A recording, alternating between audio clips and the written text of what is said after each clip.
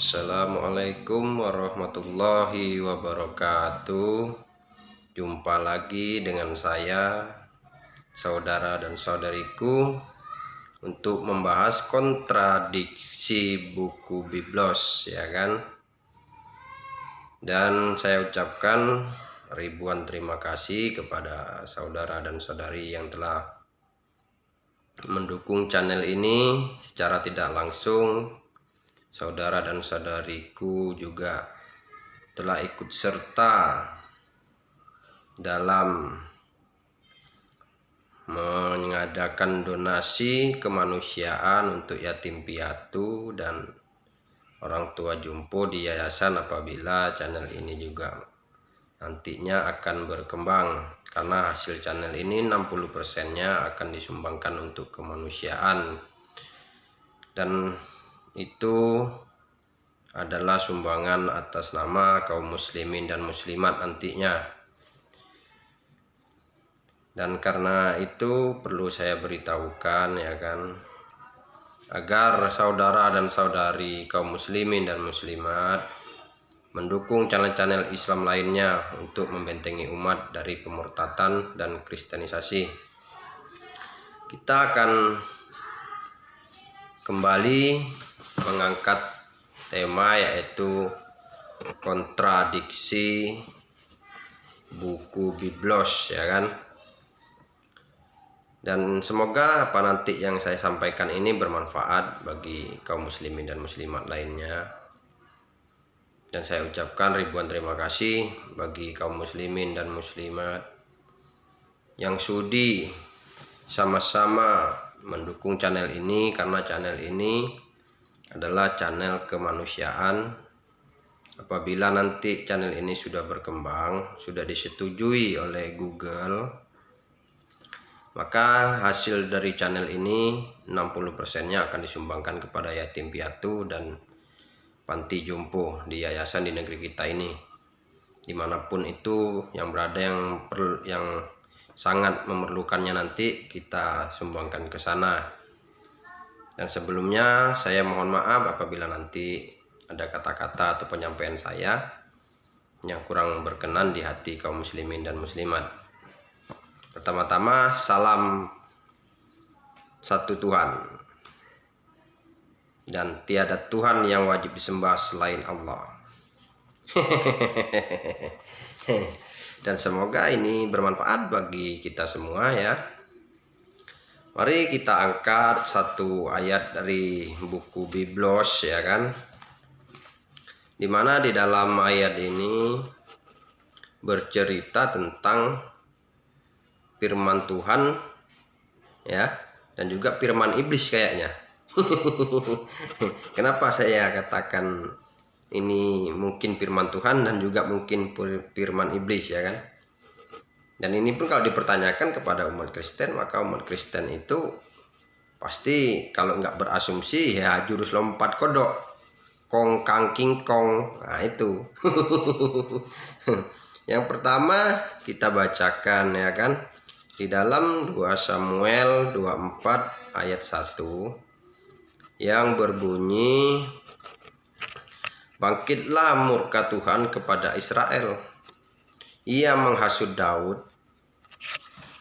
Ya kan, Allah ini murka dan menghasut Daud untuk melawan mereka, ya kan. Dan hitunglah orang Israel dan orang Yehuda. Nah ini menurut 2 Samuel 24 ayat yang pertama, ya. Mungkin ini firman Tuhan, bisa jadi mungkin kan. Tetapi dan yang sangat lucu dan sangat mengesankan, di dalam 1 Tawarik 2 ayat 1 itu justru firmannya bisa dikatakan mungkin ini firman iblis, ya kan. Kenapa? Karena di ayat ini mengatakan iblis bangkit melawan orang Israel dan ia membujuk Daud untuk menghitung orang Israel. Jadi ini suatu ketimpangan yang sangat sungguh luar biasa ya kalau menurut saya sebenarnya sih. Karena apa ya? Karena bagaimana mungkin dua ayat ini satu firman Tuhan tapi satunya firman iblis. Dan ini kalau dipertanyakan kepada orang Kristen, pasti orang Kristen akan menjawab dengan berasumsi, beragam asumsi ya kan. Dan yang paling handalannya yaitu jurus lompat kodok. Karena itu sudah kebiasaan kaum kafir ya kan. Kebiasaan kaum kafir itu mengingkari apa yang sudah terjadi, mengingkari apa yang tertulis di dalam buku biblos mereka sendiri. Itu contoh kecil ya kan. Seperti hal lainnya yaitu di dalam Kejadian 6 ayat 19. Oh, bukan di Kejadian 6 ayat 19 ya.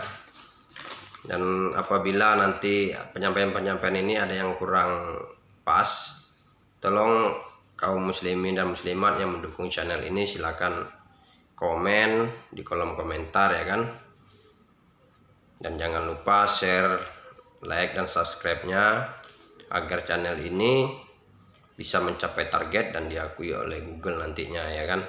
Karena channel ini hanya khusus untuk donasi kemanusiaan dari hasil 60%-nya nantinya ya kan. Begitu juga di ayat yang lainnya teman-teman. Ini sungguh luar biasa sebenarnya ya. Tapi semoga Allah Subhanahu wa taala memberikan hidayah kepada manusia-manusia yang mau menggunakan akal sehatnya dan yang mau menggunakan logikanya dan mau mencari kebenaran yang hakiki agar manusia itu tidak tersesat. Karena hidayah itu hanya milik Allah. Kita hanya menyampaikan apa yang kita ketahui. Soal terima atau tidak terimanya manusia tersebut itu hak mereka. Kita tidak boleh memaksa ya kan. Tugas kita hanya menyampaikan, atau tugas kita menyarankan apakah seperti ini firman Tuhan itu atau seperti apa sebenarnya dan sesungguhnya itu ya kan. Di dalam Keluaran 33 ya kan ayat 20 kalau tidak salah ya. Itu dikatakan Allah berfirman di dalam ayat itu, engkau tidak akan tahan melihat wajahku, dan tidak akan ada manusia yang dapat hidup melihat aku ya kan. Berarti manusia itu tidak akan bisa melihat wajah Allah, wajah Tuhan alam semesta ini ya kan. Karena apabila manusia itu melihat wajah Allah atau melihat wajah Tuhan alam semesta ini, mereka akan mati. Tapi sungguh miris di ayat masih di Keluaran 32 ayat yang ke-30 itu justru dikatakan bahwa Yakub melihat Tuhan berhadapan muka. Begitu juga di Keluaran 33 ayat 11. Itu dikatakan bahwa Musa berbicara dengan Tuhan dengan berhadapan muka. Jadi ketiga ayat ini jika dipertanyakan dengan umat Kristen, ini akan menjadi bumerang sebenarnya. Tapi ya karena mereka itu adalah orang-orang kafir, orang-orang yang suka melintir lidahnya, orang-orang suka mengatakan apa yang kukatakan ini berasal dari Tuhan ya kan. Padahal sesungguhnya apa yang mereka katakan itu adalah sesuatu yang mengada-ngada ya kan. Dan di antara ketiga ayat ini teman-teman, tidak ada satupun yang bisa menjadi patokan kebenaran isi buku biblos ini ya kan. Karena tidak mungkin Allah itu pelin-pelan. Dan tidak mungkin Tuhan alam semesta ini mengingkari apa yang telah ditetapkan. Jadi kalau di satu ayat mengatakan tidak akan ada manusia yang sanggup hidup apabila melihat Tuhan, tapi di ayat yang lainnya dikatakan bahwa Yakub melihat Tuhan dengan berhadapan muka. Musa berbicara dengan Tuhan dengan berhadapan muka. Dan ayat ini tidak akan bisa benar semua. Karena kebenaran itu tidak mungkin tidak dimasuk di akal manusia, karena Allah itu Maha mengetahui apa yang akan terjadi apabila firman-firmannya itu membingungkan manusia. Allah itu paham kemampuan manusia itu seperti apa, daya pikir manusia itu seperti apa, ya kan? Tetapi ya karena mereka ini tidak ingin mencari suatu kebenaran yang sesungguhnya, maka mereka beriman secara iman buta. Karena mereka menginginkan hidup ini halal, haram, hantam, ya kan? Dan di satu sisi lainnya teman-teman, ini di ayat 2 Samuel 10 ayat 18, ya kan? Itu dikatakan 700 kereta kuda dan 40.000 pasukan berkuda. Sementara di tempat lain, di ayat yang lainnya dikatakan bahwa sebenarnya 40.000 pasukan yang berjalan kaki. Ini sungguh aneh, ya kan? Apakah mungkin firman Tuhan ini tidak bisa dipertanggungjawabkan? Itu tidak mungkin. Karena Allah itu bukan seperti makhluk yang suka berdusta, ya kan?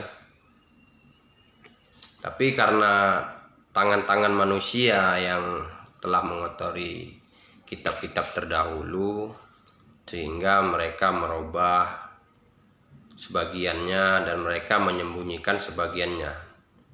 Dan itu sudah tertulis di dalam Al-Quran, ya kan, bahwa sesungguhnya orang-orang Yahudi dan orang-orang Nasrani itu suka merubah-rubah isi Alkitab mereka, dan mereka menyembunyikan sebagian isi kitab mereka, padahal sebenarnya mereka mengetahuinya. Dan itu sudah pasti, ya kan. Sementara di dalam 1 Tawarik 21 ayat 5 itu dikatakan, ya kan, ada 10.000 pasukan atau 10.000 dan 800.000 yang mengacungkan pedangnya di Israel, ya kan. Jadi tidak mungkin kedua ayat ini benar, karena di dalam 2 Samuel 24 ayat 9 itu dikatakan ada 800.000 orang yang mengacungkan pedangnya di Israel, ya kan. Sementara di dalam 1 Tawarik 21 ayat 5 tadi ada 100.000 orang yang mengacungkan pedangnya di Israel. Ini bukan sesuatu yang kebetulan. Ini begitu beda jauh, ya kan. Berbeda 300.000. Coba bayangkan teman-teman. Jika ini firman Tuhan yang sesungguhnya, maka yang menyampaikan firman ini pasti kebingungan. Ini Tuhan macam apa? Menyampaikan firman-Nya kok nggak jelas? Kan itu teman-teman. Dan ini bisa sebagai bahan teman-teman yang berada di grup-grup diskusi lintas agama atau lintas iman, di Facebook, di WA, atau di Zoom, ya kan. Dan ini ada satu trik sebenarnya bagi teman-teman yang suka berdiskusi. Sebenarnya kaum-kaum kafir ini ketika bertanya, apa yang mereka tanyakan kepada kita itu bisa sebagai senjata kita untuk melontarkan balik kembali apa yang mereka tanyakan kepada kita. Ini bagi yang hobi diskusi lintas agama, ya kan. Seperti ini contohnya teman-teman. Ketika umat Kristen mempertanyakan tentang pewahyuan Al-Quran yang melalui malaikat Jibril, dan malaikat Jibril menyampaikan kepada baginda Rasulullah Muhammad SAW. Nah, maka umat Kristen akan mengatakan, dan kebanyakan, ya kan, masa Allah berfirman melalui malaikat Jibril itu pun di Gua Hira, nah, kan itu. Mereka mengatakan, sebagian mengatakan itu jin, mereka sebagian mengatakan itu adalah setan. Sebenarnya lucu, ya kan. Ketidaktahuan mereka ini membuat mereka bodoh, membuat mereka itu kurang wawasannya, karena mereka bukan belajar mencari suatu kebenaran yang sesungguhnya, tapi mereka ingin mengolok-ngolok. Tapi ketika diputarbalikkan pertanyaan mereka kepada mereka sendiri, maka mereka akan kelabakan. Karena apa? Karena Al-Quran itu sungguh jelas menceritakan bahwa Allah itu menurunkan wahyunya melalui malaikat Jibril yang diterima oleh Rasulullah itu di Gua Hira. Maka mari kita balikkan kembali teman-teman kepada umat Kristen. Kita pertanyakan kepada mereka, ya kan? Siapakah penerima wahyu firman dari Allah yang tercantum di dalam buku Bible atau Perjanjian Baru? Karena ketika mereka mengangkat tema tentang pewahyuan, nah kita pun bisa balikkan pertanyaan mereka kepada diri mereka sendiri. Maka, dan saya jamin teman-teman, ini pasti luar biasa. Kebanyakan yang saya temui di grup-grup lintas agama atau debat lintas agama, lintas iman, yang keluar semuanya berasumsi, beraneka ragam, dan satu sama lainnya tidak sama jawabannya. Ini sungguh lucu sebenarnya teman-teman, ya kan. Jadi itu suatu bahan bukti gitu loh, bahwa mereka itu mengimani sesuatu yang tidak nyata. Ini kunci bagi teman-teman yang suka berdiskusi. Maka saya sarankan mencerna dulu apa yang mereka pertanyakan kepada kita, agar kita itu bisa mengkanter balik atau kita mengembalikan pertanyaan itu kepada diri mereka. Itu salah satu contoh tentang pewahyuan Al-Quran. Maka kita balas siapakah yang menerima wahyu firman dari Allah tentang Perjanjian Baru yang ditertuang di dalam buku Bible, ya kan, atau Biblos. Maka mereka, saya jamin teman-teman, ya, saya jamin, ya, sampai kelenger ya nggak bakal ada, ya kan. Karena itu semua dongeng apa ya, saya bilang ya. Karena sebagian itu Biblos itu dongeng-dongeng gitu loh. Dan ketika mereka juga bertanya tentang kenabian Rasulullah Muhammad SAW, mereka, siapakah saksinya bahwa Rasulullah Muhammad SAW itu menerima wahyu dari Allah, katanya. Sementara mereka tidak sadar ketika mereka bertanya seperti itu, bahwa di dalam buku Bible mereka sendiri dikatakan, cukuplah aku dan Bapakku yang di surga, ya kan, yang menjadikan aku saksi, dan yang memuliakan aku, ya kan. Yesus sendiri mengatakan, cukuplah Yesus dengan Bapaknya yang di surga yang mengetahui apa tentang diri Yesus.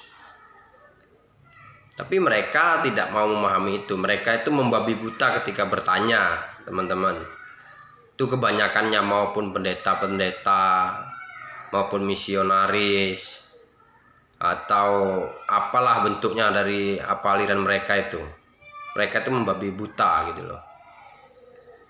Maka ketika mereka bertanya tentang saksi, siapa saksi kenabian atau pewahyuan Rasulullah Muhammad SAW, kita bisa mengkanter balik pertanyaan mereka itu.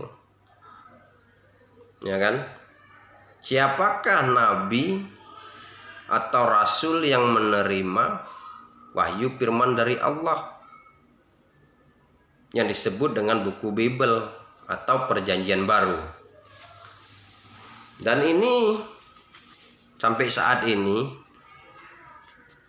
setiap saya ikut di diskusi lintas agama atau lintas iman, maka ketika dipertanyakan ini kepada umat Kristen, mereka akan ya itu tadi, jurus kodok, Kang King Kong, ya kan. Lompat sana, lompat sini, berasumsi sana, berasumsi ke sini, ya kan. Tak ada yang pas jawabannya. Itu sudah biasa, teman-teman. Jadi semua pertanyaan yang mereka ajukan kepada kita, jika kita berpikir secara jernih dan mencerna pertanyaan itu terlebih dahulu, kita bisa mengkanter balik dengan pengetahuan-pengetahuan yang kita miliki. Karena apa, teman-teman? Yang namanya Bible atau yang disebut Perjanjian Baru itu mereka tidak mempunyai nabi yang menerima wahyu. Tidak ada satupun misionaris atau pendeta yang bisa menjawab ini. Karena apa? Karena memang Perjanjian Baru itu tidak melalui pewahyuan. Karena hanya ada manuskrip yang tertulis, itu pun sebagian tidak ada isinya, tidak bisa dibaca, tidak bisa diartikan, teman-teman. Dan umat Kristen itu salah satu keyakinan tentang agama yang tidak mempunyai nabi. Bagi Perjanjian Baru ya, kalau Perjanjian Lama itu yang disebut mereka Perjanjian Lama itu bukan kitabnya umat Kristen. Mereka itu hanya mencomot-comot atau mencuri, ya. Mencomot-comot isi kitabnya orang lain, kitabnya Bani Israel. Dan semoga apa yang saya sampaikan ini bermanfaat bagi teman-teman yang suka berdiskusi di lintas agama, ya kan. Dan semoga kita selalu diberi rahmat oleh Allah Subhanahu wa taala, dan kita bisa melindungi saudara-saudari kita dari pemurtatan atau dari kristenisasi dengan cara kita banyak-banyak mendengar channel-channel Islam atau debat-debat lintas agama yang telah banyak bertaburan di channel-channel YouTube lainnya. Bagi saya sih, saya orangnya simpel aja. Apa yang saya lakukan jika itu memang baik dan bermanfaat bagi manusia lainnya, maka itu akan saya lakukan.